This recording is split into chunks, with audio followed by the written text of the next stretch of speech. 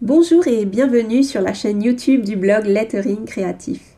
Dans cette série de vidéos, je vous montre des exercices pour pratiquer avec moi un peu tous les jours votre lettering. Dans les premières vidéos, on a vu pas mal de choses déjà, des traits de base, quelques techniques comme la fausse calligraphie ou le brush lettering. Aujourd'hui, on est au jour 10 de mon défi de 30 vidéos en 30 jours et donc j'avais envie qu'on fasse un peu des révisions. Parce que ce que j'ai remarqué, que ce soit moi ou mes élèves, c'est que quand on commence le lettering, on a envie d'apprendre plein de nouvelles techniques, d'utiliser plein de feutres différents aussi.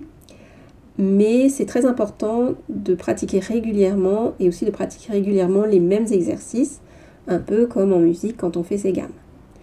Donc aujourd'hui, je vous propose juste de prendre ce petit moment ensemble pour revoir un peu tout ce qu'on a vu depuis le début de ces vidéos, c'est-à-dire revoir en brush lettering là, les exercices, les traits de base, les lettres, écrire quelques mots. Donc je vais reprendre là, je suis toujours avec mon Tombow, le Dual Brush Pen. Donc prenez ce que vous avez, le brush pen que vous avez. Et on va faire ensemble des traits de base. Donc je vous incite à revenir sur les anciennes vidéos, je ne vais pas tout réexpliquer. Donc là, on va juste pratiquer ensemble.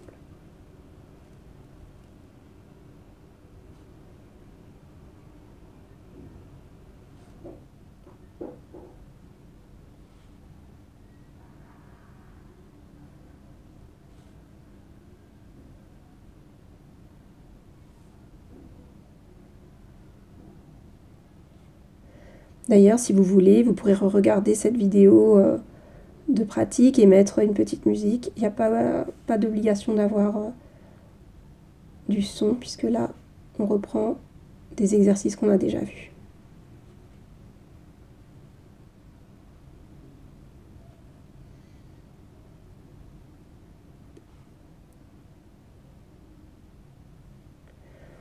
Quand vous pratiquez vos exercices, essayez de voir un peu votre progression, de voir si voilà, il y a des jours où on y arrive mieux que d'autres.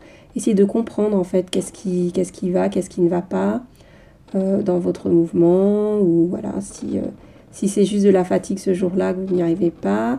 Au contraire, si vous avez des hausses de progression soudaine, essayez de voir et de garder en tête les mouvements que vous faites.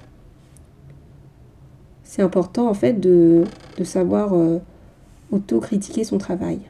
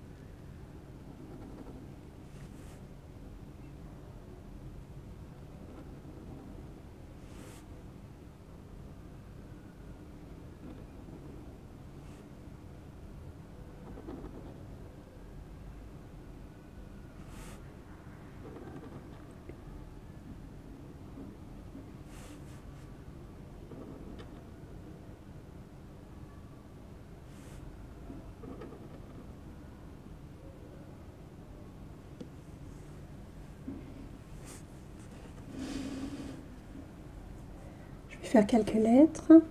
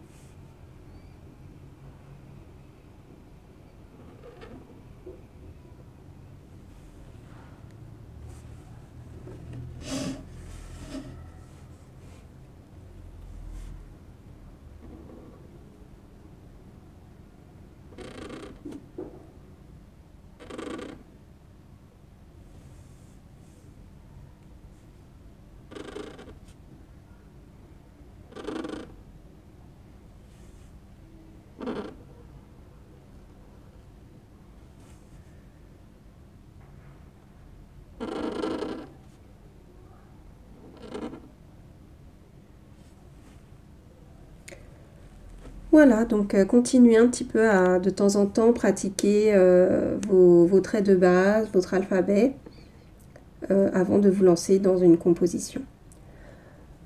Donc cette semaine, on verra de nouvelles choses, en particulier des effets. J'ai parfois des questions sur comment on peut faire des effets un peu d'ombrage, de 3D, des effets rubans, des choses comme ça. Donc voilà, c'est tout pour aujourd'hui. Je vous dis à demain.